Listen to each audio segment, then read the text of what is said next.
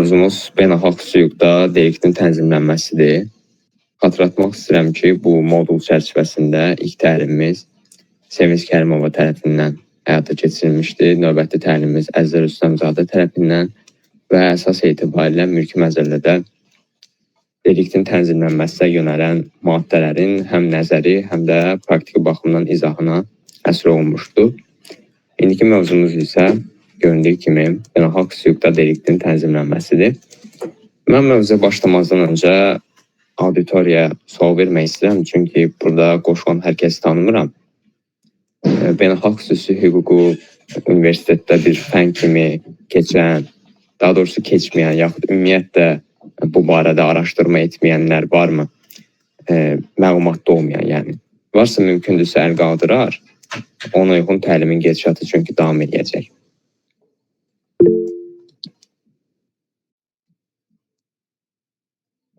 Siz. Başqa var? 2. Qanunnamə beynəlxalq hüquq.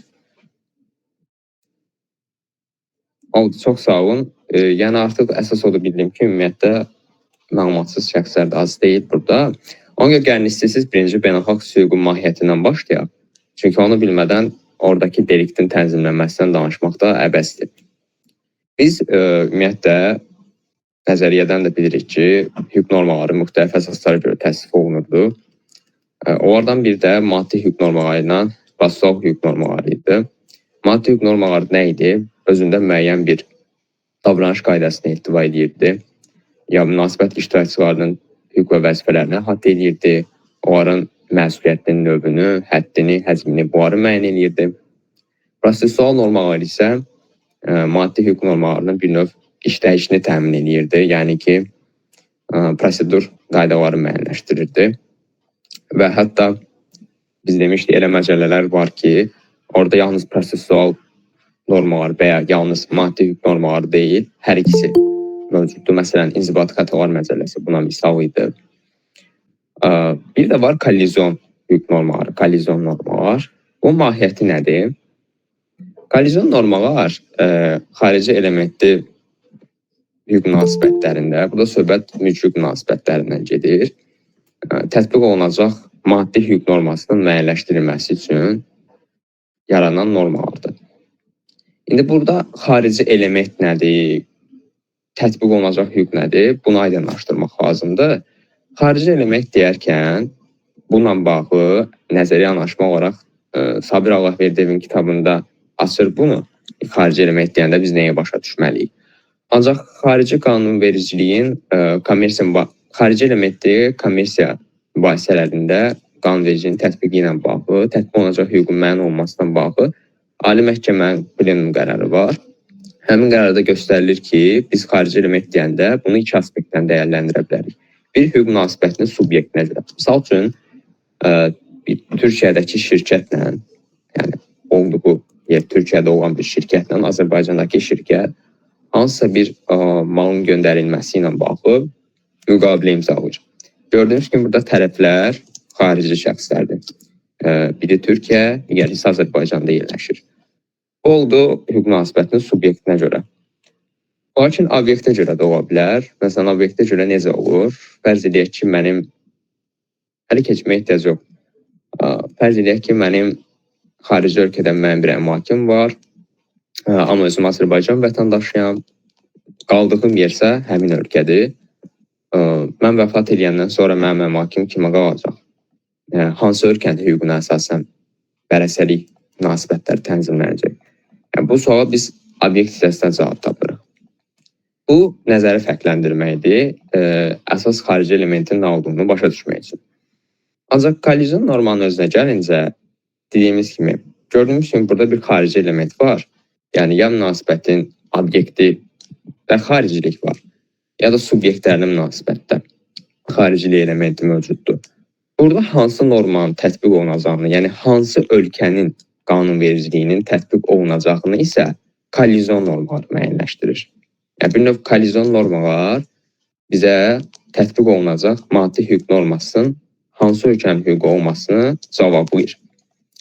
Bu normaların özünün də müəyyən təsdifatı var. Bundan çox danışmaq olar. Amma mənə elə gəlir ki, əsas bir növündən danışmaq daha vacibdir. Bu da iki tərəfli və bir tərəfli kollizyon normalarıdır. Niyə?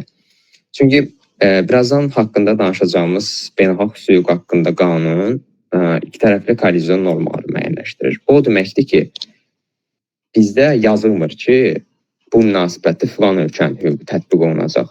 Sadəcə prinsipə istinad olunur ki, məsələn, indi danışacağıq, zərərin vurulduğu yer haradırsa, o ölkənin hüququ tətbiq olunur.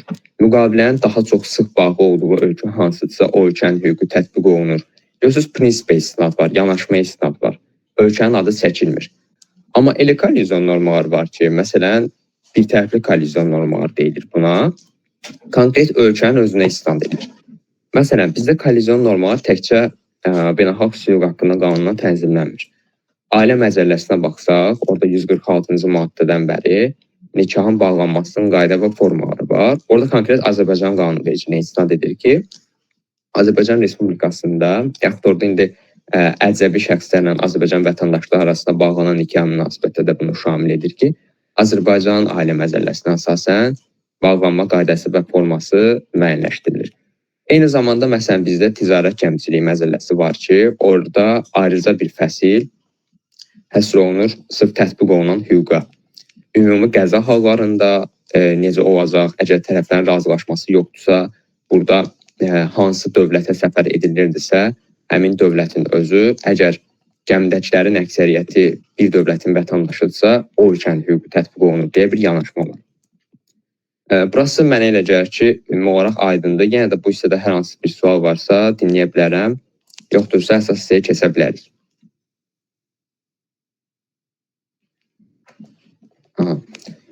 Onda mümkündürsə slaydı çevirək yavaş-yavaş. Gərək mahiyyət kəsb edən nöqtəyə.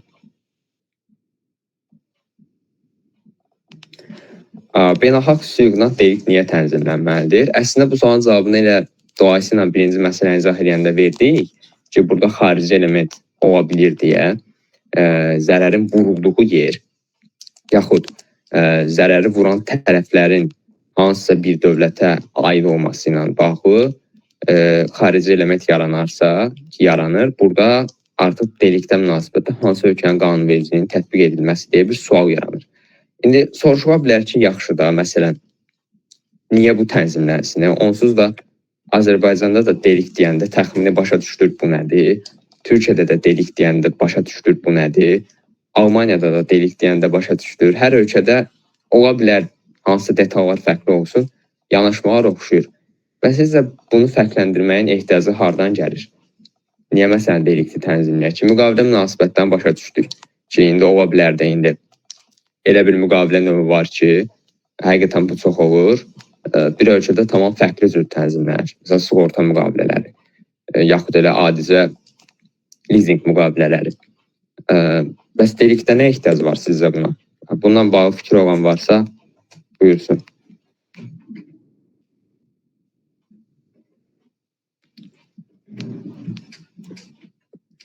Burada ehtiyac oradan gəlir ki, ümumiyyətlə bu deliktin tənzimlənməsində də az öncə qeyd elədik. Bəli, ola bilər ki, subyektiv hüquq deyil, müqavilə münasibət deyil, məsuliyyət yanaşmalar fərqli ola bilər. Doğrudur, yəni bir yanaşma da elə budur. Çünki bu müqavilədən kənar öhdəlikdir. Ümumiyyətlə, beynəlxalq hüquqda müqavilədən kənar öhdəliklər də tənzimlənir. Biri bu delikt öhdəliyidir, biri kondikasiya öhdəliklərdir. Yəni, əsassız varlanma ilə bağlı məsələlərdir. Bunlar hamısı məsuliyyətə münasibətdə yanaşmalar fərqli ola bilər. Ki, fərqliliyini əslində biz irəliləyən dəqiqələrdə görəcəyik. Sırf bu fərqliliyə görə tətbiq olunacaq hüququn dəyişdiyi bir hal olub Amerika Birləşmiş Ştatlarında. Sizdə slaydı çevirək yavaş-yavaş. Növbəti hissəyə gələk.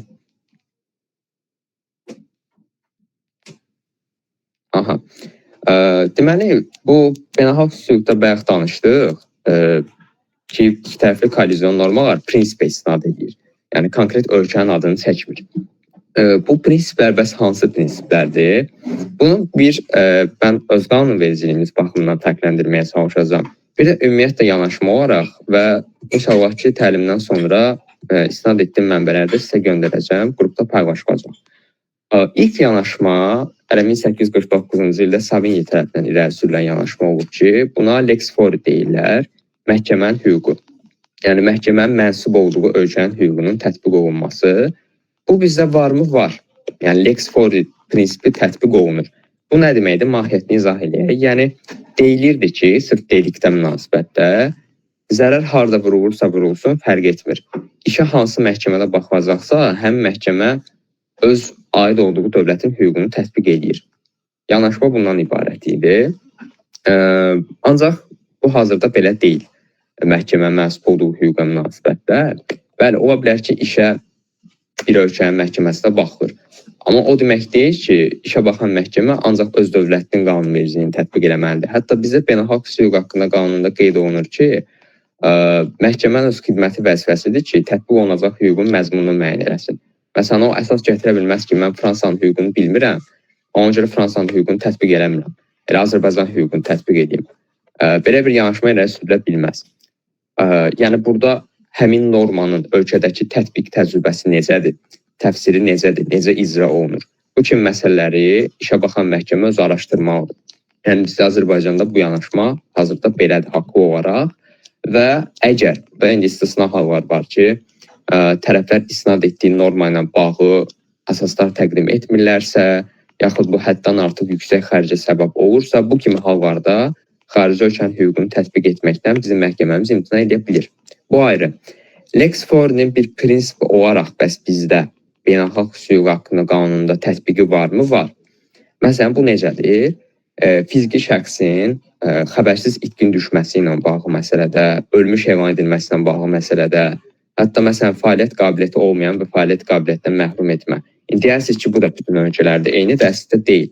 Məsələn, bizdə fəaliyyət qabiliyyətinin məhdudlaşdırılmasına bağlı tənzimləmə belədir ki, orada konkret əsaslar sadalanırdı, spirtli içkilərdən, narkotik vasitələrdən və s. su istifadə etməsi nəticəsində öz ailəsinə ağır maddi vəziyyətə salırsa. Bizdə nəticə yönümlü yanaşmadır, məsələn, ona münasibətdə. Amma Türkiyədə belə deyil. Türkiyədə belədir ki, bu kimi hallar sadalanır və göstərilir ki, əgər bu şəxsin özünə, yəni təkcə ailəsinə yox, özünə, ailəsinə zərər vurma demir.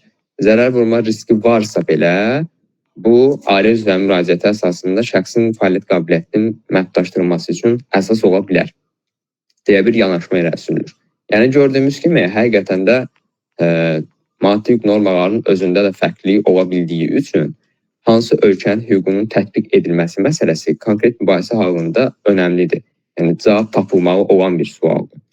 Bu baxımdan da bizdə bax, bu 4 məsələdə qanunumuz qəbul edir ki, məhkəmə hansı dövlətə mənsubdursa, o dövlətdə öz qanunvericiliyini tətbiq edə bilər.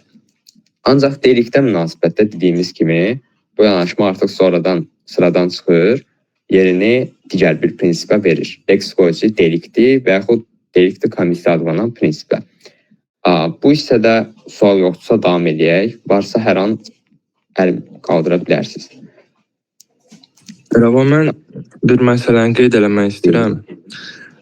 Bayaq dedin oradakı xarici ölkənin məhkəməsinin qərarı, xarici ölkənin qanunu tətbiq olunan zaman məhkəmə araşdırmalıdır. Birincisi, ümumiyyətlə xaricdə bu qanunun necə tətbiq olunur, praktikası necədir, elə öz istədiyi kimi tutub lex fori qaydasında öz daxili qanunvericiliyinə istinad edə bilməz. Amma burada praktikada belə bir məsələ var ki, hətta qanunda da o yazılıbdır. Lex fori ilə bağlı müddəaların altında, indi mən maddəni dəqiq bilmirəm, mütənasib olmayan xərcləri tələb edirsə və məhkəmənin iş yükündən artıq ağlabatan bir ağırlığın üzərinə çıxırsa, o praktikanı tapıb tətbiq eləmək, yəni qısaca deməli olsaq, çətinlik yaradırsa, o zaman məhkəmə digər ölkənin qanunvericiliyinə, praktikasına baxmadan öz daxili qanunvericiliyini tətbiq edə bilir. Bu da çox vaxt praktikada belə olur ki, biz bilirik birinci instansiya məhkəmələrinin bu dəqiqə iş yükü nə qədərdir. Həmçinin elə apellyasiyada olsun, alidə olsun, yəni iş yükü həddindən artıq çoxdur. O səbəbdən də belə deyim, artıq o xarici element gətirən subyekt var, hansı ki, yəni xarici subyektdə, xarici şirkətdir, fiziki şəxsdir, hər nədirsə. onun əgər şəxsi təşəbbüsü yoxdursa, yəni o özü misal üçün qanunun tərcüməsini gətirib vermirsə və yaxud da praktikanı araşdırıb ekspert rəyindən təqdim eləmirsə, o zaman elə adi daxili qanunvericilik qaydasından tətbiq olunur. Yəni mənim bildiyim budur. Bunu mən bu arada dedim. Yəni bilməm o hissəyə qulaq asırdım. Sadəcə xəstələ verirsə yəni o dediyim odur ki, bu dəqiqə praktikada daha çox yəni 99% hallarda məhkəmə daxili qanunvericiliyi tətbiq edir. Yəni əgər kimsə xüsusi belə tərcüməsini və praktikanın belə deyim ekspert rəyindən gətirib təqdim eləmirsə, o artıq yəni mübahisə predmetinə çevrilmir daha heç. Bilmirəm, fikrimi ifadə edə bildim yoxsa. Bildim. Əslində orada bəli 3 istisna var. Onlardan biri də elə deyim məsələdir ki, tərəflər özü istinad olunacaq hüquq normasının tətbiq təcrübəsi ilə bağlı əsasları təqdim eləmirsə, bu zaman da məhkəmə imtina edə bilər. Yəni ki, elə praktikada formalaşmış yanaşmada qanunun o istisnasından gələn məsələdir deyə düşünürəm. Digər hissə leksikoji deliktidir. İstəyirsizsə o bir hissəyə də çevirərsiniz slaydda. Bu yanaşma nədir? Bu bizdə də var. Gəlir indi yavaş-yavaş daha əsas məsələlərə. Zərər harda vurulubsa, o ölkənin hüququ tətbiq olunmalıdır deyə bir əsas var, yanaşma var. Məqsəd nədir? Məqsəd odur ki, yanaşma olaraq mən əgər mülki pozuntusu törədirəmsə, mən belə ehtimal olunur ki, bilirəm ki, mən zərəri harda vurmuşamsa, o ölkənin qanunvericiliyi mənim bu zərərimə münasibətdə tətbiq olunacaq. Yəni mən o ölkənin qanunvericiliyinə görə dırnaq arası desəm mühakimə olunacam. Burada mühakimə sözünü işlətmək düzgün deyil. O ölkənin qanunvericiliyinə görə mülki hüquqi məsuliyyət daşıyacam. Yəni zərər vuran şəxsin bu düşüncə ilə hərəkət etdiyi ehtimal olunur hər zaman. Və bu yanaşmadan irəli gələrək də belə bir prinsip olub ki, zərər harda vurulursa o ölkənin hüququ tətbiq olunsun. Məsələn, bizim beynəlxalq hüquq haqqında qanunda da o göstərilir. Göstərilir ki, zəhmət olmasa slaydı çevirək, görə o hissəyə toxunmuşuq burada. Bax 26-cı maddədə yazır. Deyir ki, ziyan vurma nəticəsində əmələ gələn öhdəliklər üzrə tərəflərin hüquq vəzifələri bu tələbin irəli sürülməsi üçün əsas olan hərəkətin və yaxud da digər vəziyyətin baş verdiyi ölkənin hüququ ilə müəyyən olunur. Eyni yanaşma Türkiyədə də var. Niyə Türkiyəni qeyd eləmişəm? Onu irəliləyən hissədə izah edəcəm. Çünki orada bəzi hissələrdə çox fərqli məqamlar var. Burada indi gəlirik yavaş-yavaş suallar hissəsinə. Belə bir sual qoymuşam. Bəs mülki pozuntusunun ünsürləri, yəni əməlin törədildiyi yerlə əməlin zərərli nəticəsinin, yəni konkret nəticənin baş verdiyi yer fərqli olsa, fərqli ölkələrə əhatə etsə, bu halda sizcə biz hansı ölkənin hüququnu tətbiq eləməliyik? Hələ slaydı çevirməyək. Bu sualı istəyirəm biraz düşünək. Yəni baxın, əməlin törədildiyi yer, yəni konkret situasiyaları düşünün, mən özüm də misal çəkəcəm. Fərqli bir ölkədir. Nəticəsinin baş verdiyi yer isə daha fərqli bir ölkədir. Bu halda hansı ölkənin qanunvericiliyini tətbiq eləmək olar və nə əsasla? Fikir olan varsa deyərdi.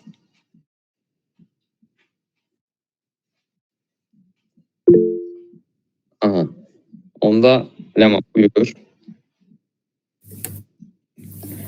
Düşünürəm ki, necə bizim qanunvericilikdə qeyd olunur ki, hərəkətin və ya digər vəziyyətin baş verdiyi ölkənin hüququ bir neçə ölkəni əgər əhatə edirsə, son olaraq nəticənin baş verdiyi yer, faktiki baş verdiyi yeri götürsək, daha düşünürəm ki, məqsədə uyğun olar. Yəni nəticə, əməl, sən deyən belə başa düşdüm ki, əməl vurulub bu ölkədə fərq etmir, nəticə hardadır bizə o önəmlidir. Nəticə hansı ölkədə də o ölkənin. Nəzrin xanım da qeyd edir ki, zərərin meydana gəldiyi yer. Ən az 2 nəfərin düşüncəsi bu istiqamətdədir. İndi isə gəlin çevirək slaydı, görək nə yanaşmalar var bununla bağlı. 3 fərqli yanaşma var. Həqiqətən də mən özüm də araşdıranda belə olacağını gözləmirdim. Türkiyədəki yanaşma ondan ibarətdir ki, siz deyən kimi, zərərin nəticəsi harda meydana gəlibsə hansı ölkədə o ölkənin hüququnu tətbiq eləməliyik. Bu belədir. Ancaq indi orada da yenə fərqli məsələlər var. Məsələn, belə bir istisna qoyur ki, tərəflər özləri zərər vurğandan sonra razılaşdıra bilərlər ki, hansı ölkənin qanunvericiliyi tətbiq olunsun. Hətta bu zərərin nəticəsinin meydana gəldiyi ölkəyə baxmadan. Belə bir konkret müddəa qoyulur. Amma digər yanaşma ondan ibarətdir ki, bu Belçikada belədir, bir də Almaniyada belədir. Zərərin vurulduğu ölkənin özü, yəni nəticə yox. Zərər hansı ölkədə vurulubsa, fərq etmir nəticə harda baş verib. O ölkənin hüququ tətbiq olunmalıdır. Almaniyada da araşdıranda belə bir müddəaya rast gəldim ki, bu cür tələblərdə məsuliyyət daşıyan tərəf əməli harda törədibsə, o ölkənin hüququ tətbiq olunmalıdır. Hətta oxuduğum məqalələrdən birində belə bir işə istinad olunmuşdu ki, Fransa-Almaniya sərhədi yaxınlığında bir çayda Fransada elektrik stansiyalarının işləməsi nəticəsində yaranmış duman, kir, yəni ümumiyyətlə hava qatı Almaniyada fəaliyyət göstərən restoranlardan birinə zərər vurur və Alman məhkəməsi burada daha məqsədə uyğun hesab edir, deməli, tətbiq etməyi Fransanın hüququnu və əsas gətirilir ki, çünki orada zərərin nəticəsi bəli bizdə olub, amma zərərin o nəticəsinə gedən yol, ilk hərəkət Fransanın özündən başlayıb. Ona görə tətbiq olunmalı olan hüquq Fransanın hüququ olub. Yəni, baxmayaq ki, biz indi burada danışırıq, nəticə harda meydana gəlirsə o ölkənin hüququ tətbiq olunmalıdır. Məntiqli görünür. Amma bunun əksi olan yanaşmalar da var. Hətta bunun özünün də biraz istisnaları var. İstəyirsinizsə biraz da ondan danışaq. Slaydı çevirək mümkündürsə.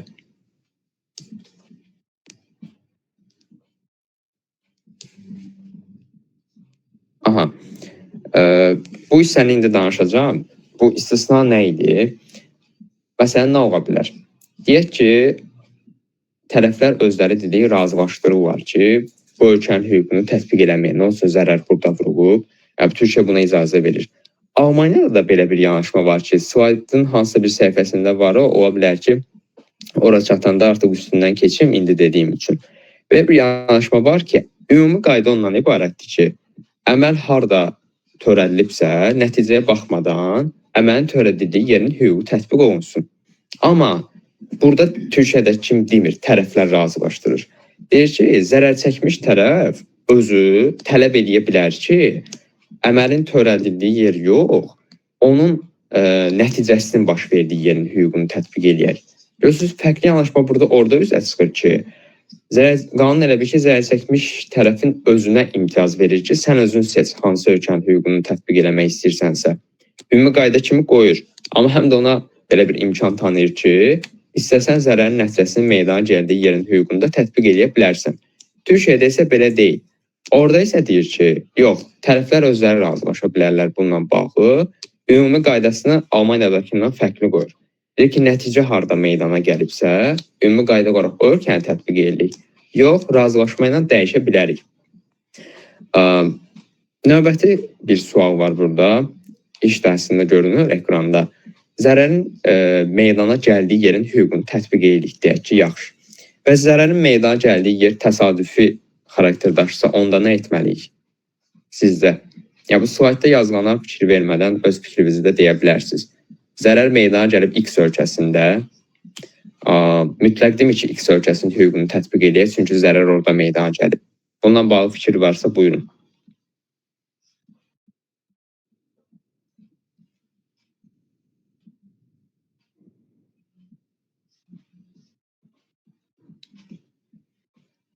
Aha, burada necə olacaq? Əgər fikir yoxdursa özüm deyim. Burada belə olacaq ki, zərərin nəticəsinin meydana gəldiyi yer təsadüfi xarakter daşıyırsa, burada digər bir yanaşma gəlir. Bu əslində bizim ölkədə var, daha sıx bağlı olan ölkənin hüququ yanaşması. Amma bu kontekstdə tətbiq olunmur.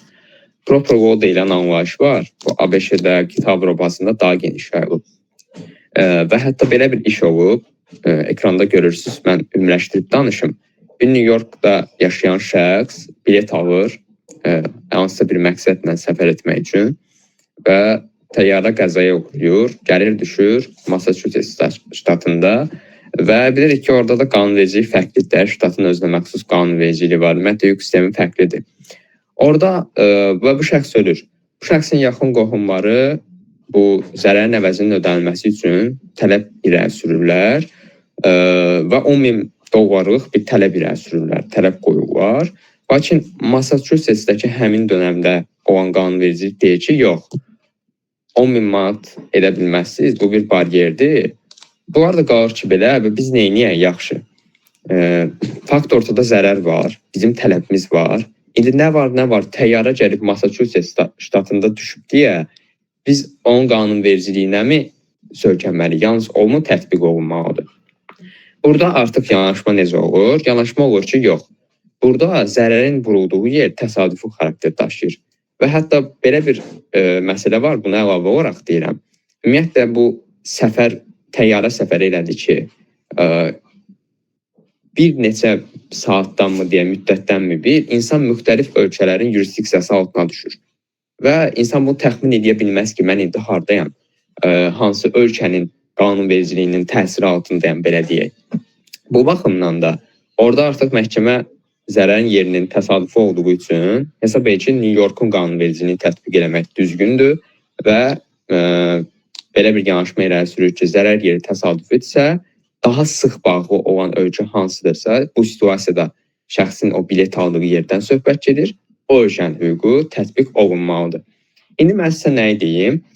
Daha sıx bağlı olan ölkə bizdə varmı? Beynəlxalq Təhlükəsizlik budur o halda. Belədir. Ancaq indi mən sizə deyəcəm, orada fərqli bir yanaşma da var. 71-ci ildə Avropada deməli Haqa Konvensiyası qəbul olunub. Onu da indi birazdan izah edəcəm. Bu proper law məsələsi belədir ki, daha sıx bağlı olan ölkənin hüququnda. Azərbaycanda sizdə bu yanaşmaya rast gəlinir. Necə? Məsələn, siz deyək ki, bir xarici hüquqi şəxslə, yaxud fiziki şəxs ola bilər, bir müqavilə imzalayırsınız. Təmdən sonra Beynəlxalq Hüquq Haqqında Qanunun 25-ci maddəsinə baxa bilərsiniz. Orada konkret müqavilələr sadalayır. Məsələn, deyir ki, alqı-satqı müqaviləsində satçının olduğu yerin, sadalayır bu müqavilədə bu şəxsin olduğu yerin hüququ tətbiq olunur. Əgər tərəflər ayrı razılaşmaya getməyiblərsə, yəni tərəflər arasında ayrı razılaşma yoxdursa. Və orada sonra belə bir müddəa var ki, bu qanunun bu maddəsində sadalanmayan müqavilələr, məsələn, franchisingin adı keçmir. O halda nə edirik? O halda baxırıq ki, müqavilə daha çox hansı ölkəyə bağlıdırsa, o ölkənin hüququnu tətbiq edəcəyik mübahisə halında, ümumiyyətlə müqavilənin müddəalarına münasibətdə. Yəni, bizdə daha sıx bağlı olma prinsipi var. Ancaq delikdə münasibətdə yəni, bunu yazmırıq. Biz orada Lex Patri'dən gedirik. Lex Patri nədir? İndi ondan da danışacağım. Vətəndaşlıq məsələsidir. Yəni, şəxs hansı dövlətin vətəndaşıdırsa, o ölkənin hüququnun tətbiq olunması yanaşması var. Ona da irəliləyən slaydlarda keçəcək. Mümkündürsə, slaydı çevirərsiniz. Baxaq. Aha. Bax, bunu deyəcəkdim ki, burada belə bir məsələ var. Ümumiyyətlə, yol nəqliyyat hadisələrlə münasibətdə. Bu dediyimiz kazus 61-ci ildə olub və 71-ci ildə Avropada belə bir konvensiya qəbul olunub. Yol nəqliyyat hadisələri zamanı tətbiq olunacaq hüquq haqqında Haqa Konvensiyasıdır. Burada deyir ki, bir növ təyyarənin özü ilə bağlı deyil. Ümumiyyətlə, yol nəqliyyat hadisəsi ilə bağlıdır ki, qəzanın baş verdiyi ölkə hansıdırsa, o ölkənin daxili qanunvericiliyi tətbiq olunmalıdır. Amma istisnalar qoyur. Deyir ki, əgər nəqliyyat vasitəsinin qeydiyyatdan keçdiyi dövlət başqa dövlətdirsə və qəzanın baş verdiyi zamanda deməli yalnız bir nəqliyyat vasitəsi iştirak edibsə, bu halda nəqliyyat vasitəsinin qeydiyyatdan keçdiyi ölkənin hüququ tətbiq olunur. Yəni gördüyünüz kimi təyyarədəki kazusdan fərqlidir bu. Yəni bu konvensiya başqa dəstxətdə qurulub və birbaşa ona şamil edilmir. Bir dənə də zəhmət olmasa slaydı çevirək.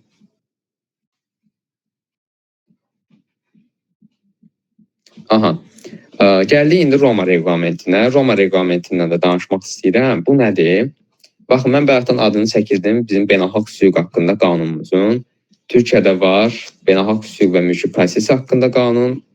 Türkiyədəki bizdən fərqi odur ki, orada prosesual məsələlərdə də, məsələn, məhkəmə səlahiyyəti hansı həddədir, onlara toxunur. Bizimkində ancaq maddi hüquq normalarına münasibətdə o kollizyon normalar ki, hansı ölkənin hüququ tətbiq olunacaq. Almaniyada da sırf belə gedir adı mülki məzəlliyə giriş qanunu. Bir də var, Avropa İttifaqının özündə mövcud bir reqlament. Roma 1 reqlamenti var, Roma 2. Birində sırf müqavilə öhdəliklərinə münasibətlə tətbiq olunacaq hüquq müəyyənləşir. Digərində isə məsələn bu şəkildə gördüyümüz Roma reqlamentində 2007-ci il tarixli müqavilədən kənar öhdəliklərə hansı hüquq tətbiq olunacaq, onu müəyyən edir. Bu reqlamentdə həm delikdən danışılır, həm əsassız varlanma da var. Ancaq bizim mövzumuz sırf bununla bağlı olduğuna görə bu hissədən gedəcək. Lex loci damniyə bir aydınlıq gətirir ki, lex loci damni nədir? Lex loci delikdən fərqi nədir? Və siz bayaqdan deyirdiniz ki, lex loci delikti də ola bilər əməl başqa yerdə törədilsin, nəticə başqa yerdə olsun. Deyir ki, lex loci damni əsas. Yəni nəticə hardadsa, o ölkənin hüququnu biz tətbiq eləməliyik. Nəticə yönümlü yanaşmadır, yəni damni prinsipində. Amma digərində ayrılma olanda artıq baxır o ölkələrin yanaşmasına. Roma reqlamenti lex loci damnini qəbul edir. Məsələn, burada 2 dənə iş var. Mümkündürsə mən oxumayım. Ya bizim əməkdaşlardan ya da könüllü olaraq kimsə oxumaq istəyirsə, burada qeyd olunan 2 işi oxusun.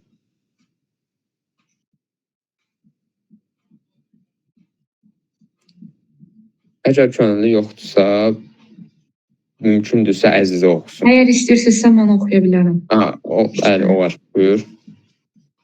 Deməli, birinci müasir yanaşma başlığından başlayan 11 iyul 2007-ci il tarixli müqavilədən kənar öhdəliklərə tətbiq olunan hüquq haqqında Roma reqlamenti tərəfindən ümumi qayda kimi qəbul edilmişdir. Amerika Birləşmiş Ştatlarının Qərbi Virginia ştatında baş verən partlayış Ohio ştatındakı mağazaya zərər vurmuş və zərərin əvəzinin ödənilməsinə Ohio qanunu tətbiq edilmişdir. Oaklanddən New Hampshire gedən bir lokomotiv taxta körpünün yanmasına səbəb olur. Nəticədə körpünün Kanadaya aid hissəsinə münasibətdə Quebec, Amerika Birləşmiş Ştatlarına aid hissəsinə münasibətdə isə New Hampshire hüququ tətbiq edilmişdir. Təşəkkürlər. Yəni bu 2 işi qeyd etməkdə məqsəd nə idi? Yəni hətta görürük körpü məsələsində belə iki dövlətin ayrı-ayrı hissələrinin sənədlərinə hat eləyir. Lakin buna rəğmən lex loci damni əsaslı, yəni yanaşmanın mahiyyətini bildirmək üçündür bu. O demək deyil, bu reqlamentdən gəlir. Ümumiyyətlə lex loci damni deyə bir prinsip burada da tətbiq olunduğunu göstərmək üçün yazılıb bu kazus. Baxmayaraq ki, körpü məsələsidir. Hər bir ölkəyə aid hissədə ayrıca tətbiq olunur.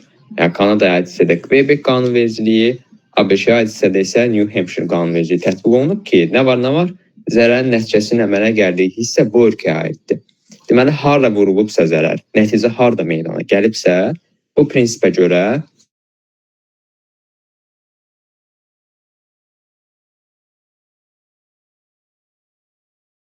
əsas varsa buyurun. Çünki bir qədər qəliz ola bilər bəzi məsələlər. Yoxdursa davam edə bilərik.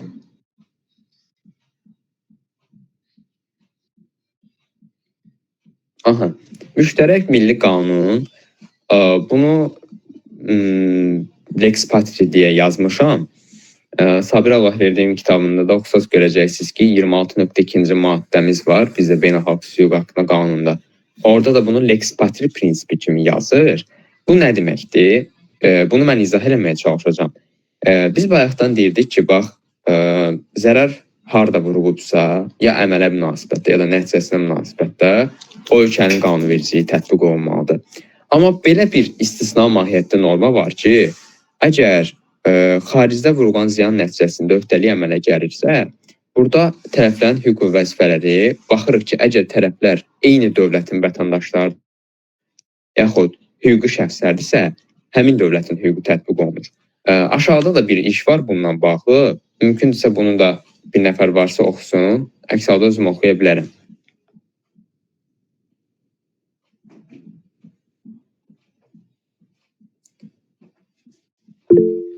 Buyur, əzizəm.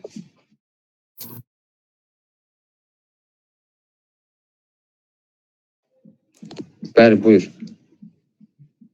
Mikrofon bağlıdır.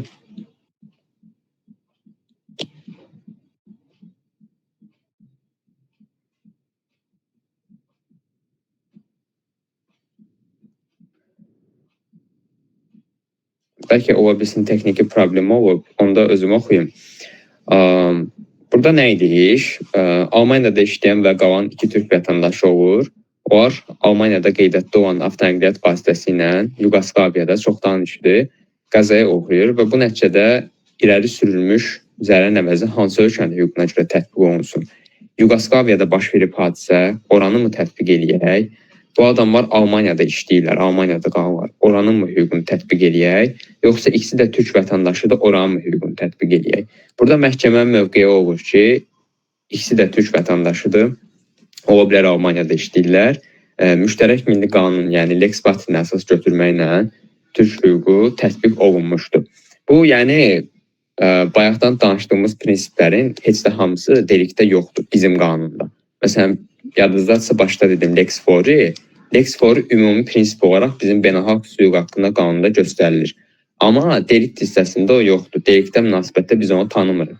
Bizim tanıdığımız 26.2-də Lex Patri'dir. 26.1-ə münasibətdə isə Lex Loci deliktidir. Hətta orada mən deyərdim ki, Lex Loci Damnində biz tanıyırıq. Çünki maddədə yazır ki, zərərin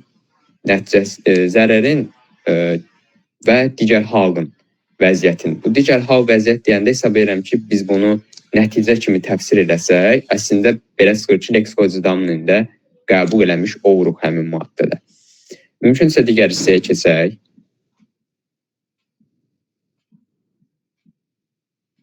Aha, indi bir dənə də prinsip var. Bu biraz daha çətindir. Bu hissəyə yaxşı qulaq asaq. Deməli, bayaqdan deyirik, bax, Lex Patri var, vətəndaşlıq məsələsi, daha sıx bağlı olduğun ölkənin hüququ var. Bu isə bir qədər daha fərqlidir. Nədir məsələ? Yəni, ola bilər ki, mübahisə tərəfləri ikisi də eyni dövlətin vətəndaşıdır. Zərərin meydana gəldiyi yerdə başqa bir dövlətdir. Ki, buna dair konkret misal olub. Belə olan halda biz nə etməliyik? Biz baxmalıyıq ki, mübahisə tərəflərinin həyat mənafeləri daha çox hansı ölkəyə bağlıdır. Bu, əslində prokurorluğa bənzəyir bu hissədə.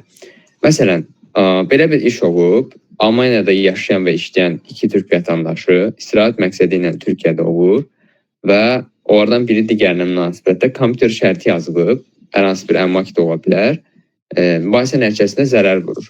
İndi baxaq, Türkiyədə olublar, hadisə olanda özləri türk vətəndaşıdır. Hamı onu düşünə bilər ki, Türkiyənin hüququ tətbiq olunsun. Amma burada yanaşma etibarilə nə Lex Patrinin əsas götürürük vətəndaşlığı, nə Lex Loci deliktini. Daha çox həyat mənafelərinin bağlı olduğu ölkə Almaniyadır deyə, burada Almaniyanın hüququnu tətbiq eləmək daha düzgündür. Deyə bir yanaşma irəli sürülüb. Bu dediyim kimi, nə zərərin nəticələrinə baxırıq burada, nə də ki, demək, zərər vuran tərəfin və yaxud da zərərə məruz qalan tərəfin vətəndaşlığına. Bu normal bizdə qəbul olunmur. Sadəcə yanaşma var deyə yazmışıq slayda. Çünki mövzu təkcə deliktin Azərbaycanda tənzimlənməsi deyil. Ümumi dünyada bir neçə ölkə üzrə yanaşmalar araşdırmışdıq. Onlardan biri də budur.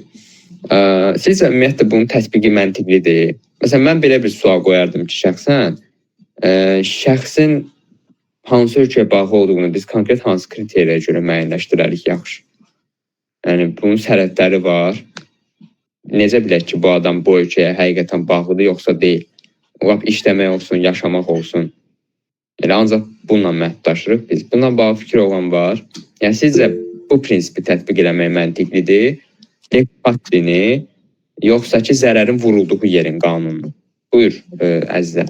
Ola bilər həmin dövlətdə, məsələn, hərbi xidmətçisi, hərbi mükəlləfiyyət olan şəxs, məsələn, bununla müəyyənləşdirmək olar ki, həmin dövlət qarşısında hüquqi bağlılığı var. Hərbi mükəlləfiyyət maraqlıdır. Yəni, şəxsin öz vətəndaşlığı olduğu ölkəyə hərbi mükəlləfiyyət olar məntiqən. Bu baxımdan əslində sən deyən də bir növ ki, Lex Patriyə çıxır. Mən deyərdim ki, bunun qəbul olunmamağı əslində düzgün yanaşmadır biz tərəfdən. Çünki konkret sərhədlər yoxdur. Yəni bizdə məsələn belə bir ifadə var. Son daimi yaşayış yeri, daha sıx bağı olan hüquq. İndi daha sıx bağını yenə müqaviləyə tətbiq edərsən. Ki, müqavilənin xarakteri elədir ki, o ölkəyə bağlıdır. Amma insana münasibətdə, zərərə münasibətdə biri var zərərin özünün bağlı olduğu ölkənin hüququ. Onunla razıyam. O yanaşmada var ki, zərər daha çox bu ölkəyə bağlıdır. Nə olsun? Sərhədləri fərqlidir. Onu götürmək olar. Amma sırf şəxsin özünə görə onu müəyyən etmək ki, şəxs sözü, məsələn, bu kazusda nə var Almaniyada qalır, işləyir, Alman hüququnu tətbiq edib. Şəxsən bu mənə görə o qədər əsaslı yanaşma deyil. Dediyim kimi, əgər zərərin özünün daha sıx bağı olduğu ölkəyə baxası olsaydıq, o düz olardı. Amma şəxslərə münasibətdə elə baxanda əsaslı görünmür. Burada bir nəfər yazıb, deməli, sosial təminatları varsa, bağlılıq hesab oluna bilər, işləyirsə, oxuyursa, rezidentlik varsa, bəli. Yəni, onsuz da qəbul olunan yanaşmalardan biri budur. Siz deyən kimi qeyd etmişik. İşi, ailəsi, həyat mənafeləri daha çox o ölkəyə bağlıdırsa, baxmayaraq ki, ölkənin vətəndaşı deyil, əgər daha bağlılıq varsa, bu zəmində qəbul olunur, o ölkənin hüququ da tətbiq oluna bilərmiş deyə bir yanaşma var. İndi çevirə mümkündürsə slaydı, 6-cı prinsipi göstərim.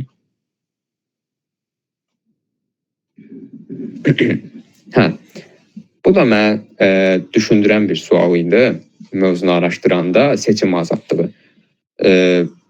Bu nədir? Mən istəyirəm birinci beynəlxalq hüquq haqqında qanunla bunu deyim özümüz gündən. Sonra bu slayddakılara keçərik, çünki onu başa düşməmiş, bunu başa düşmək biraz çətin ola bilər. Bizim beynəlxalq hüquq haqqında qanunda deyir ki, qanunvericilik nələrdən ibarətdir? Bu qanundan Azərbaycanın tərəfdar çıxdığı beynəlxalq müqavilələrdən, beynəlxalq adətlərdən, Nex Mercatoria anlayışı var, hətta bu Ali Məhkəmənin plenumunda ona istinad olunur. Adətləri yəni biz tanıyırıq təbii olaraq. Bir də tərəflərin seçimindən. Yəni biz tərəflərin seçimini də əslində mənbə kimi tanıyırıq.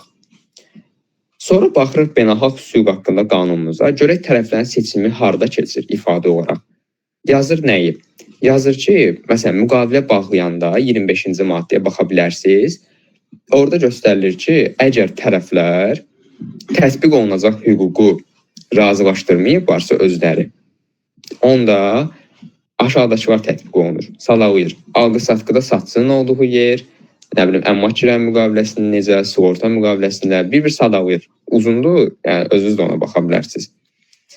Burada görürsünüz nə deyir? Deyir ki, tərəflərin razılığı olmasa, şablon forma bir qayda kimi qoyur ki, elə bu ölkənin hüququnu tətbiq edirik. Deməli, razılığı ilə veririk də biz tətbiq olunacaq hüququ müəyyənləşdirmək üçün, sırf müqavilə münasibətləri çərçivəsində. Ancaq bu zərərin əvəzinin ödənilməsi ilə bağlı, məsələn, bizdə 26-cı maddə idi. Orada görürsünüz, göstərmir ki, Türkiyədən fərqli olaraq tərəflər zərər vurulandan sonra özləri tətbiq olunacaq hüquq barədə razılaşa bilərlər. İndi mənə buradakı iştirakçıların fikri maraqlıdır. Sizcə, ümumi normalarda o qeyd olunan müddanı əsas götürüb deyə bilərikmi ki, nə olsun deliktin maddəsində yazılmayıb, tərəflər hansı ölkənin hüququnu tətbiq edəcəyini özləri razılaşdıra bilərlər. Biz o ümumi norma əsas götürüb burada şamil edə bilərikmi? Yoxsa yox, delikdən baxım münasibət xüsusi normadır və tərəflər özləri razılıqla hansı ölkənin hüququnu tətbiqini müəyyən edə bilməzlər. Zaten qanun özü deyir ki, iki hal verir bizə. Zərərin nəticəsinin meydana gəldiyi yer, zərərin vurulduğu yer və tərəflər eyni dövlətin vətəndaşıdırsa, o ölkənin hüququ. Sizcə hansı yanaşma düz olar seçim azadlığına münasibətdə?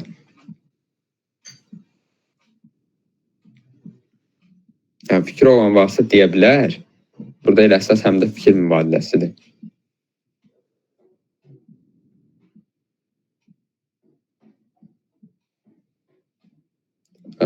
Fikir yoxdursa, onda mən deyim. Mən düşünürəm ki, bəli, ümumi mənbə kimi istinad olunur tərəflərin seçiminə, seçim azadlığına. Ancaq əgər biz elə bu 1.3-cü maddə səhv xatırlamıramsa, orada yazılanı durub elə delikdə də, əsassız varlanmaya da, vərəsəlikdə də fərq eləmir də. Yəni, istənilən vəziyyətdə onsuz da olmaz. İki tərəfli münasibətlərdən söhbət gedir. tətbiq eləyəcəksə, onda yəni heç müqavilədə də bunu ayırmağa gərək olmazdı. Mən düşünürəm ki, o ümumi norma olaraq sadəcə deyir ki, beynəlxalq hüquq haqqında qanun və digər mənbələrlə yanaşı bu da bir mənbə kimi tanınır.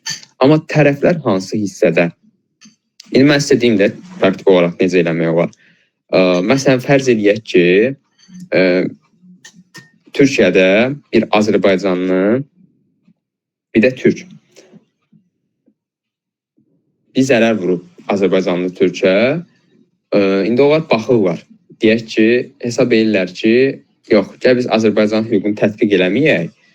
Burada əgər belə bir bariyer qoyulsaydı, mənə zərər daha başa oturacaq. Türk də deyir ki, hə, mən razıyam, gəl məsələn seçsə Alman hüququnu. Mən Alman hüququna görə məsuliyyət daşıyım. Bunu niyə eləsin deyə bilərsiniz, məntiqli sualdır. Bunu əslində bizdə eləmək məntiqsiz olar. ABŞ-də bir misal çəkmişdim, orada göstərilirdi ki, Massachusetts'də məhdudiyyət var ki, bu qədər tələb irəli sürə bilməzsən. Bax, bu cür yanaşmanı əslində tətbiq eləmək bu sistemdə məntiqli olar, Anglo-Sakson tipli ölkələrdə. Yəni, hansılarda ki, hüquq sistemi fərqli işləyir. Yəni, məsələn, zərərin ödənilməsini hətta məbləğlə münasibətdə belə fərqli yanaşma var, onda olar. Çünki biz baxsaq, məsələn, Azərbaycana, elə Türkiyənin özünə, Türk Postlar Qanununa, demək olar, 1-2 məqam istisna, əksər hissələr üst-üstə düşür ki, delikt oldu, necə məsuliyyət daşıyacaqsan, nə ödəyəcəksən və s. Mahiyyət etibarilə bənzərdir. Amma ABŞ-dən o gətirdiyimiz misalda, bax, o tip hallarda, məsələn, ştat qanunvericiliklərinin fərqli olması baxımından tərəflərə hansı ölkənin hüququnu, tətbiqini özlərini razılaşdırma imkanı vermək daha əsaslı görünür. Amma məsələn, bu Roma Reqlamentinin bayaq adını çəkdik. Roma Reqlamenti görün nə deyir? Roma Reqlamenti deyir ki, müqavilədən kənar öhdəliklərdə bayaq dedik ya, lex cogi damini əsas götürürlər.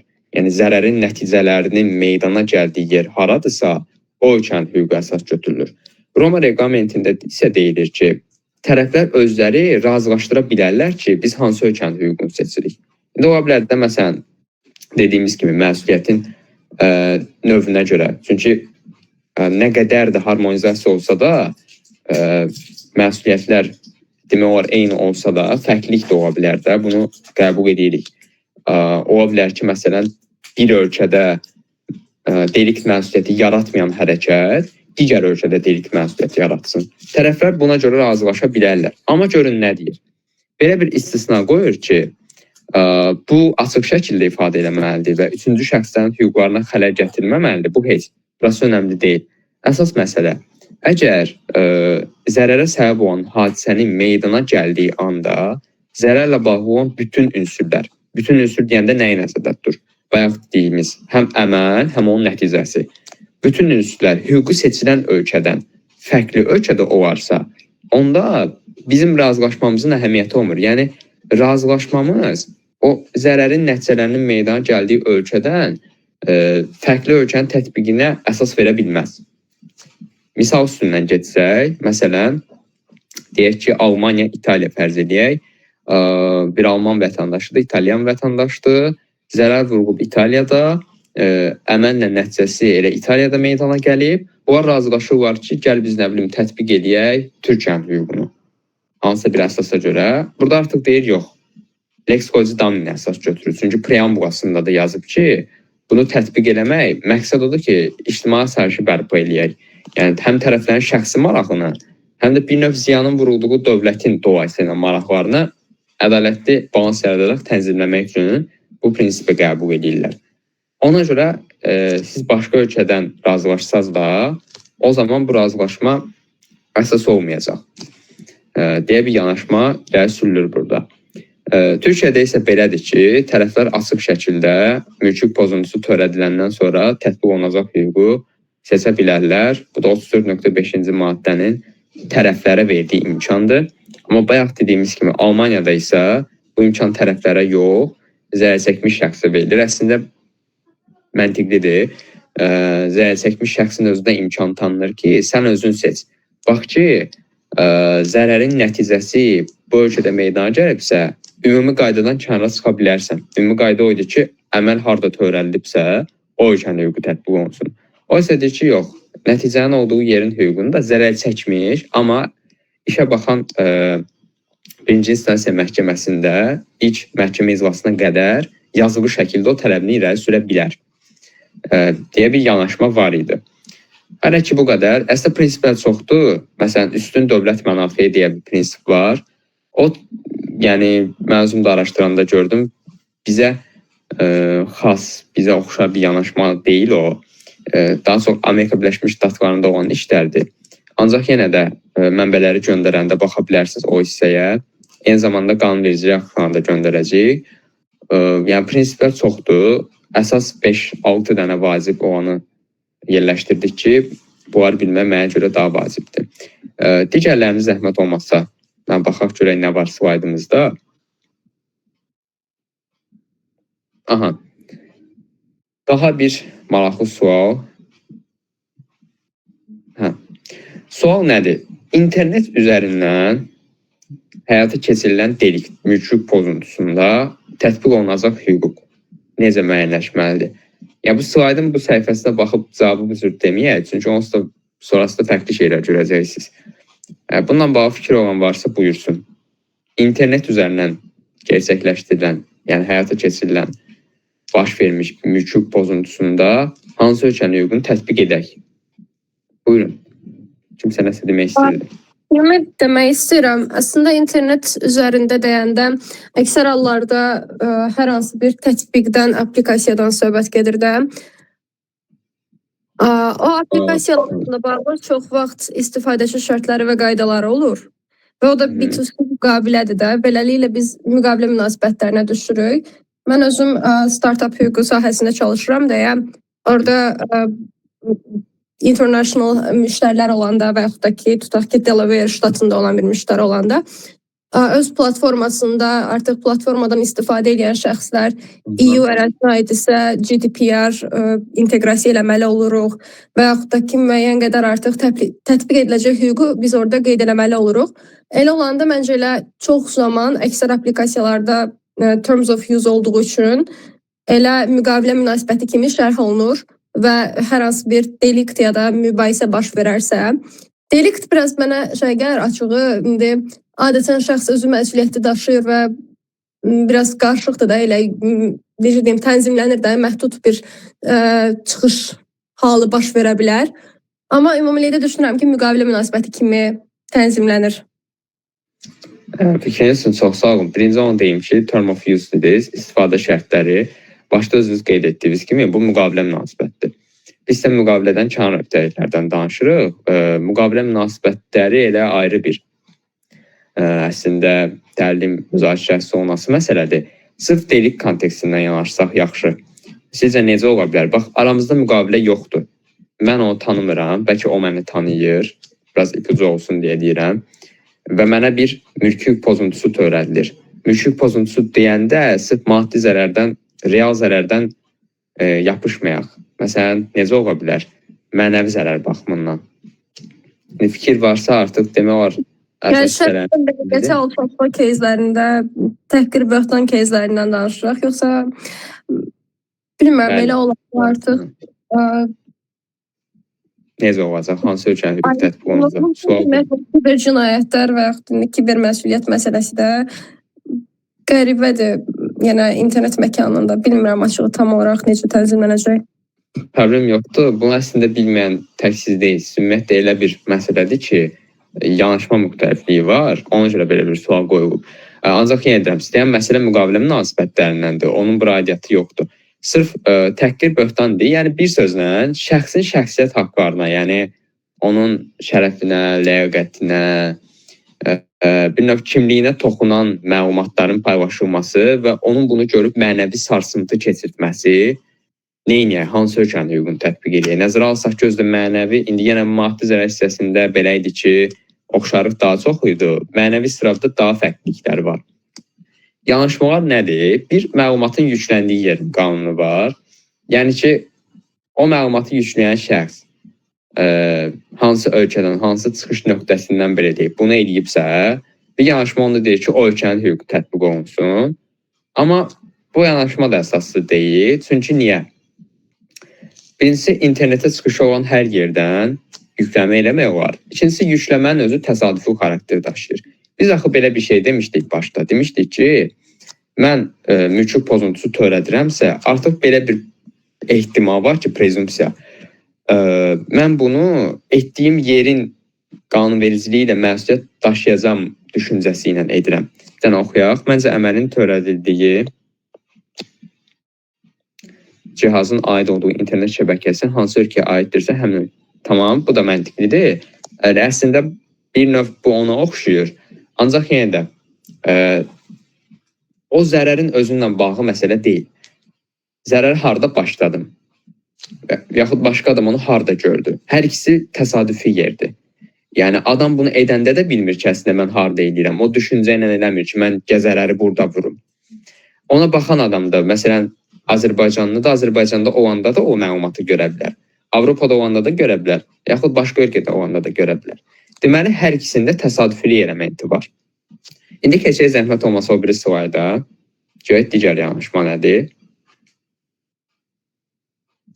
Zərər yerinin lokalizasiya sahibdehin vətəndaşlığına uyğun seçsək, iddiaçıya xeyri var.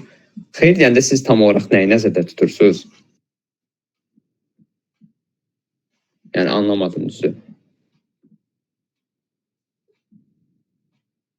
Maraqlarını qarşılayacaq deyəndə ki, siz burada maraq qarşılamaqdan ziyadə axı xarici elementli mübahisətdə, yəni mübahisənin baş verdiyi hüdud bir ölkənin sərhədindən kənara çıxır.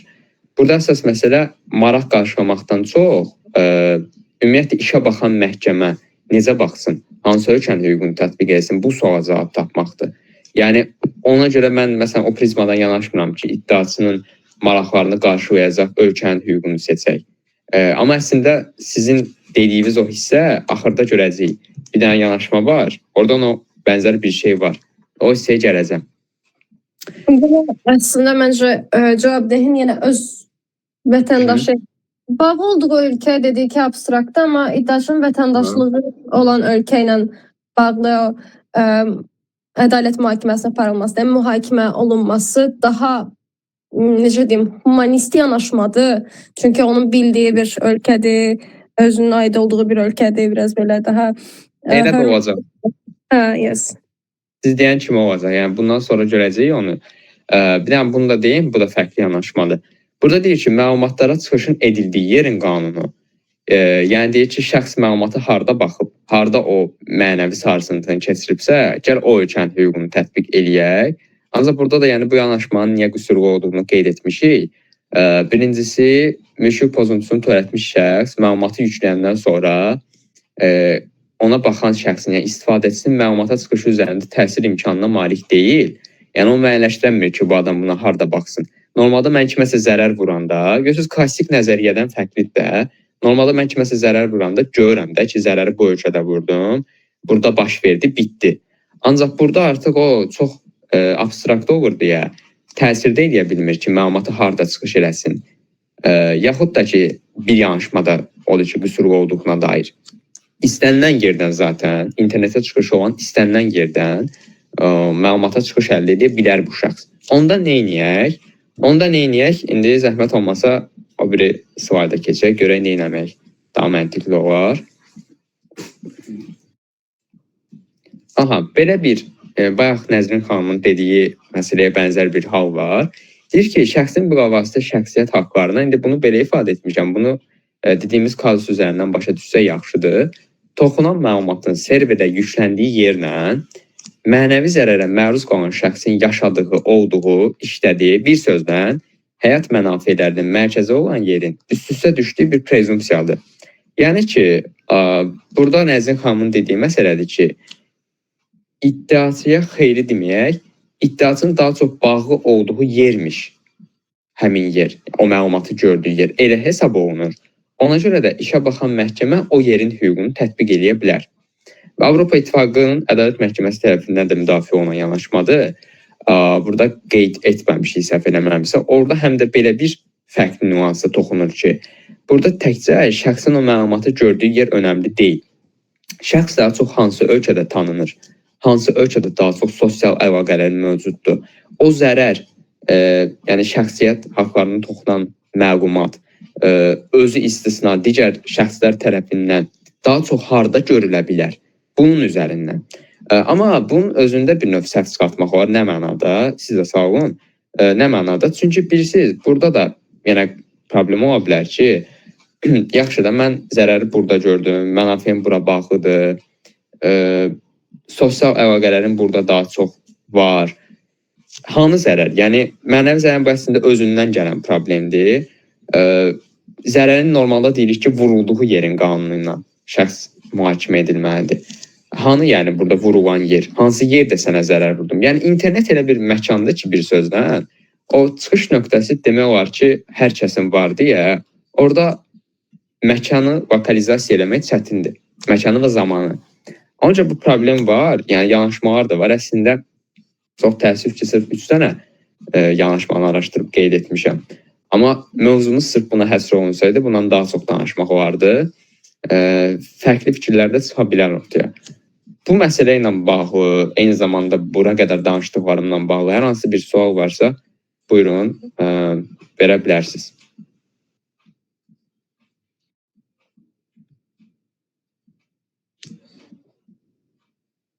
Aha, sual yoxdur. Bir də istəyirsiniz, normalda bunu eləmirik məncə, amma xülasə kimi gedək. Nədən danışdıq? Birinci danışdıq ki, ümumiyyətlə beynəlxalq hüququn mahiyyəti nədir? Kollizyon normalar.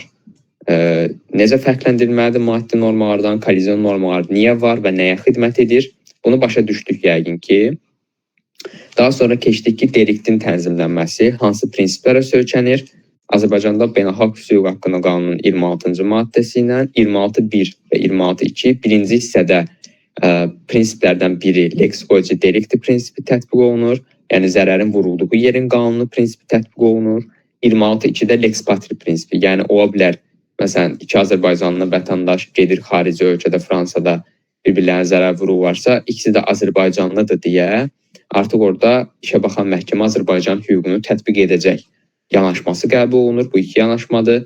Eyni zamanda fərqli prinsiplərdə istinad elədik ki, lex fori var. Yəni işə baxan məhkəmə hansı məhkəmədirsə, lap qədim yanaşmadır bu, indi aktual deyil. Məhz o ölkənin hüququ tətbiq olunsun. Lakin sonra dedik ki, bu indi ona görə tətbiq olunmur ki, məhkəmə məsul olduğu ölkənin qanununu məhdud hallarda bizə görə tətbiq edir. 4 hal dedik. Beynəlxalq hüquq haqqında qanuna görə fiziki şəxsin xəbərsiz itkin düşməsi, ölmüş elan edilməsi, fəaliyyət qabiliyyətli olmayan elan edilməsi və fəaliyyət qabiliyyətinin məhdudlaşdırılması məsələlərində məhkəmə mənsub olduğu ölkənin hüququnu tətbiq edir.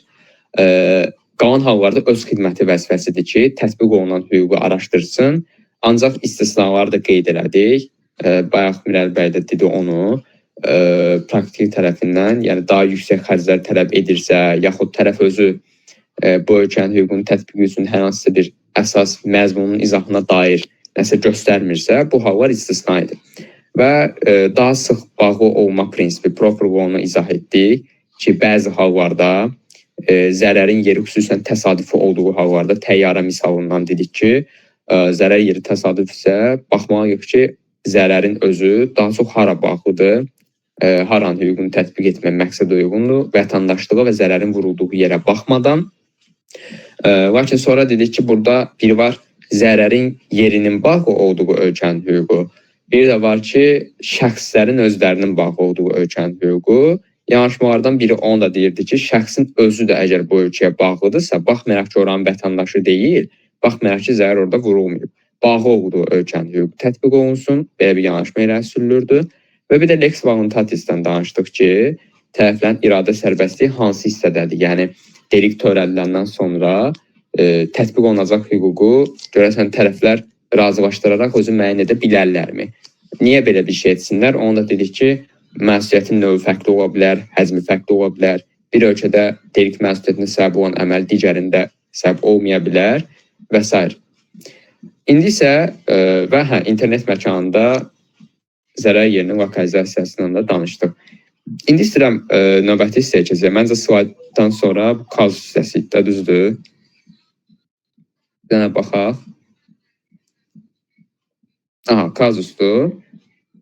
Kazusu xahiş edəcəm bir nəfər oxusun. Könüllü olaraq. Yoxdursa özüm oxuyaram. Amma yaxşı olardı ki, kimsə oxusun. Yaman, buyur. Zəhmət olmasa oxu. Deməli, Türk vətəndaşı olan Ahmet Azərbaycanda yerləşən dövlət xəstəxanalarının birində 20 dekabr 2022-ci il tarixindən xroniki qastrit xəstəliyinə müalicə almağa başlayır. Ona həkim mütəxəssis tərəfindən müalicə məqsədi ilə müəyyən dərman vasitələri yazılır. Ahmet 23 dekabrdan etibarən həmin dərman vasitələrini qəbul etməyə başlayır. 3 yanvarda isə işi ilə əlaqədar olaraq ölkəni tərk edir, Almaniyaya gedir. Almaniyada özünü narahat hiss etməyə başlayan Ahmet 6 yanvarda vətəninə Türkiyəyə qayıdır. Bir həftə sonra Türkiyədə məlum olur ki, qəbul etdiyi dərmanlar ona əks təsir göstərib və xəstəlik daha da irəliləyib. Sual: hansı əsasla, hansı koalizyon prinsipi, hansı ölkənin hüququnu tətbiq edərdiniz?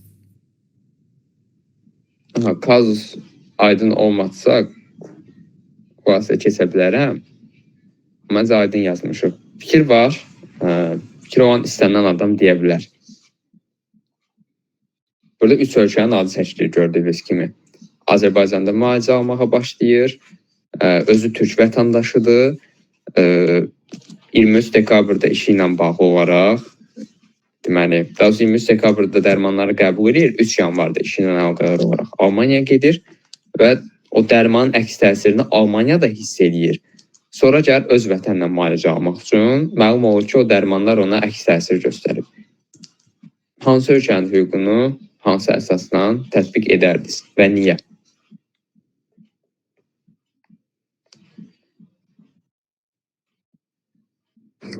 Burada bir nəticənin yarandığı hissə var. Bu hansı ki Türkiyədə nəticə olur, bu əks təsir göstərir.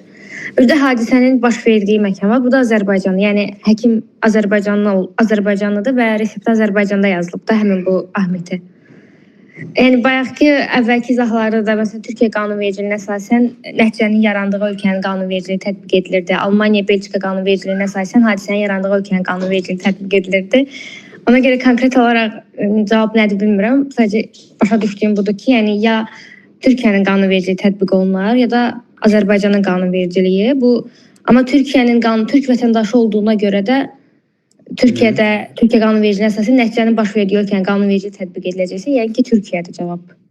Yəni əslində burada mübahisə səbəbi olan isə budur ki, bax, adamın vətəndaşlığı bir ölkədir. Adamın müalicə aldığı ölkə Azərbaycandır, yəni Azərbaycanı qeyd etmişik və elə Azərbaycanca da dərman vasitələri yazılıb, qəbul edib. Siz deyirsiniz Türkiyədə bu arada Azərbaycanda qəbul edib.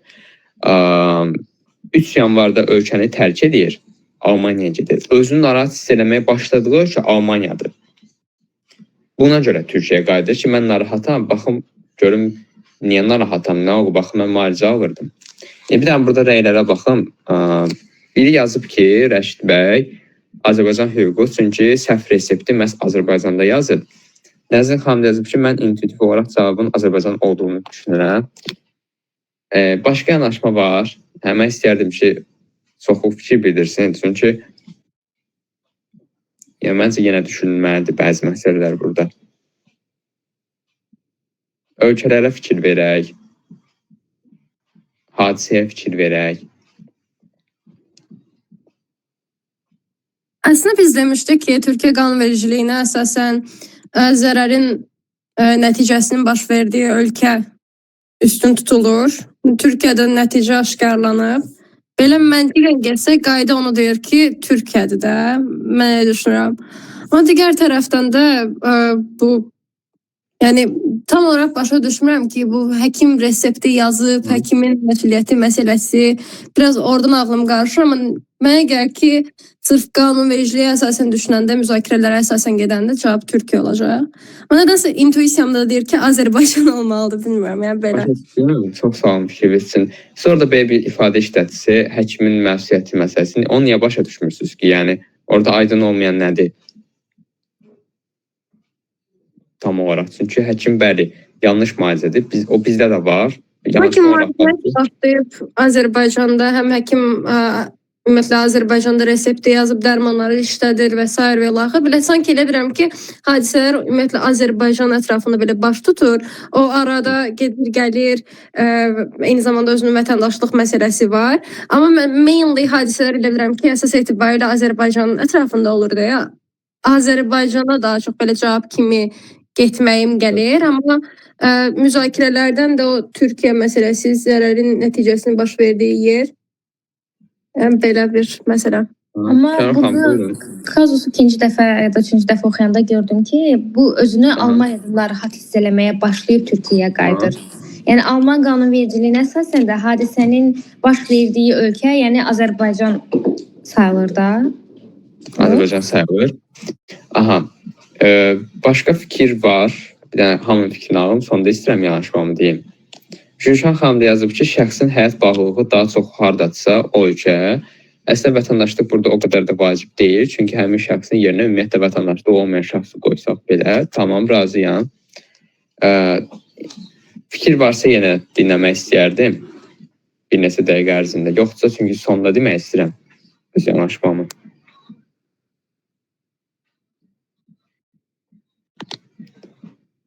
Gəlin baxaq. Bunu da oxuduğum məqalələrdən birində detallı şəkildə ayırd edir. Biz birinci bu suala cavab tapmalıyıq ki, zərər harda vurulub? Yəni, bir dənə istəyəm bu sualın cavabını da, sualı bu istiqamətdə düşünək. Zərərin vurulduğu yer hardadır? Biri deyir Azərbaycan, o birisi də deyir Azərbaycan. Kim Türkiyə deyir, kim Almanya deyir?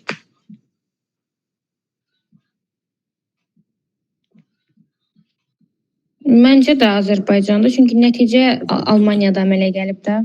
Amma Azərbaycanda yazıb müalicəni həkim. Aydındır. Baxın, Azərbaycanda başlanan məsələ Almaniyadanıb. Tamam, çox sağ olun fikirlər üçün. Deməli, Azərbaycanda bu adam müalicə almağa başlayır. Dərman vasitələri yazılıb. Azərbaycandaca qəbul edir. Qəbul edəndə zərər yaranır. Yəni, insan sağlamlığına hansısa formada ziyan dəyir, oradaca onu görmür. Harda adam bunu hiss edir, başa düşür? Almaniyada. Aha, Almaniyada. Sizə atacağım məqalələri, orada yəni sırf belə yazmır. ABC şəklində yazır ölkələri və oradakı anlaşmadan bu cür kazus qura bildim. Deyir ki, yəni bu dərman məsələsində, bu sağlamlıqla bağlı məsələdə nəticə hardadır deyə bir sual verirsə, onun aşkarlandığı yer deyil. Çünki zaten adam ağrıları hiss edib də, o ağrıları hiss etdiyi andan nəticə baş verib. O ağrılarının həqiqətən də bu səbəbdən olması faktının təsdiqləndiyi ölkə isə o sadəcə təsdiqedici xarakter daşıyır. O demir ki, zərər, deməli, hə, bu ölkədə diaqnozu qoyulubsa ki, o dərmanlardandır, bu ölkədə zərər vurulub. Yox.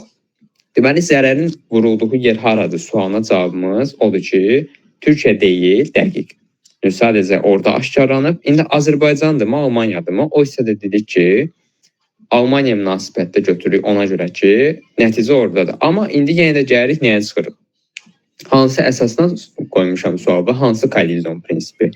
Almaniyada da belə bir yanaşma var idi ki, bayaq demişdik, o əməlin özü ilə nəticəsi arasında fərqlilik olarsa, ümumi qayda ondan ibarətdir ki, 40.1-ci maddəyə görə əməlin özünün törədildiyi yerin hüququ tətbiq olunur. Zərər çəkmiş tərəfin tələbi ilə tələb oluna bilər ki, yox, nəticənin meydana gəldiyi yerin hüququ tətbiq olunsun. Yəni, burada əslində qalır bir növ çox şey kimin üstünə, zərər çəkmişin üstünə, Əhmədin. Yəni, bir növ əslində bu Almaniyada olduğu üçün zərər, deyiriksə ki, Almaniyada vurulub və s. Onda o tələb edə bilər ki, belə baxsaq, Almaniya qanunvericiliyi tətbiq olunsun. Çünki mən bunu istəyirəm, zərər mənə burada vurub. Bəlkə də elə daha çox mənafelərin bağlı olduğu yer Almaniyadır. Bilirsiniz niyə? Çünki deyir, işləmək üçün Almaniyaya gedir. Bir növbəsdə buradan da düşünə bilərik ki, bu adamın həyat mənafelərinin daha çox bağlı olduğu yer Almaniya ola bilər. Lakin bu bir yanaşmadır. Mənim özlüyümdə düşündüyüm yanaşmadır. Yenə də fərqli fikir varsa, əlbəttə söyləyə bilərsiniz. Xüsusən hesab edə bilərsiniz ki, bəlkə yox elə zərər Azərbaycanda vurulub. Çünki Azərbaycanda o dərmanı qəbul edib. Nəticəsi bəlkə Almaniyada yox, başqa ölkədə olacaqdır. Belə bir fikir bizdə ola bilər.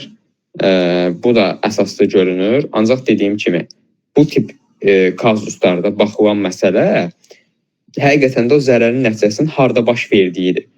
Deməli, zərər harda vurulub sualına cavabımız Lex Loci-Damni prinsipi ilə getsək, Almaniyada Lex Loci-Delikti ilə getsək, yəni o əməlin özünə münasibətdə ayırsaq, Alman-Belçika anlaşması kimi, elə Azərbaycanda vurulub deyəcək. Türkiyəni qatmırıq ona görə ki, iki məsələ var. Ola bilər Türk vətəndaşıdır, tamam, amma hər iki tərəf Türk vətəndaşı deyil. Axı orada bir məsələ var idi. Demişdik ki, tərəflərin hər ikisi eyni dövlətin vətəndaşıdırsa, ora bağlıdırsa ola bilər. Bizdəki anlaşma yəni belə idi, oxşar anlaşma var. Bir tərəfin, yəni bir ölkənin vətəndaşı olması bunu dəyişmir. Burada bir dənə də fikir var, onu da alın. Deyir, şəxsin sağlamlığına dəymiş ziyanla bağlı həkimə nisbət deyilir. Düşünürəm ki, Azərbaycanda olmalıdır. Onsuz da orada yəni zərəri vuran tərəf, mülki hüquq məsuliyyət daşıyan tərəfin kim olduğu bəllidir. Yəni Azərbaycandakı dövlət xəstəxanası olacaq, bəli. Bir növ o mülki hüquq məsuliyyət daşıyacaq. Sual kimin harda məsuliyyət daşıması deyil. Kimin hansı əsasdan məsuliyyət daşımasıdır. Yəni hansı ölkənin hüququ tətbiq olunaraq məsuliyyət daşımasıdır. Çünki başda dediyim o məsələni, kollizyon normalar mahiyyətcə necədir? Tətbiq olunacaq maddi hüquq norması müəyyən edir və yaxud prosesual. Bizdə maddi hüquq norması ancaq müəyyən edən normalar var. Prosedur xarakterində məsələn mülki prosesual məcəllədə var ki, 443-cü maddədə olmalıdır. Hansı hallarda Azərbaycan xarici şəxslərin iştirakı ilə olan bu mübahisələrdə işə baxmağa səlahiyyətlidir. Məsələn, orada sadalayır. Əmlak Azərbaycanda, daha doğrusu iddiaçı Azərbaycandadırsa, zərər Azərbaycanla bağlıdırsa, Azərbaycan ərazisində vurulubsa, bu halda Azərbaycan məhkəməsi baxmağa səlahiyyətlidir. İndi digər ölkələr münasibətdə yanaşmanın necə olduğunu bilmək üçün həmin ölkələrin artıq o ya prosesual qanunvericiliyinə, ya da ki, əgər bu məsələ ayrı qanunla tənzimlənirsə, həmin qanuna baxmaq lazımdır ki, necə götürülür. Amma hər bir halda ümumi yanaşma odur ki, zərər hansı dövlətə bağlıdırsa, o ölkənin məhkəməsi baxır. Başqa sualımız hansı ölkənin məhkəməsinin baxması yox, hansı ölkənin hüququnun tətbiqidir. Belə, yenə başqa fikir, sual əvvəldən bu yana varsa, buyurun, dinləməyə hazıram. Yoxdursa, məncə əsas hissəni bitirmiş olduq.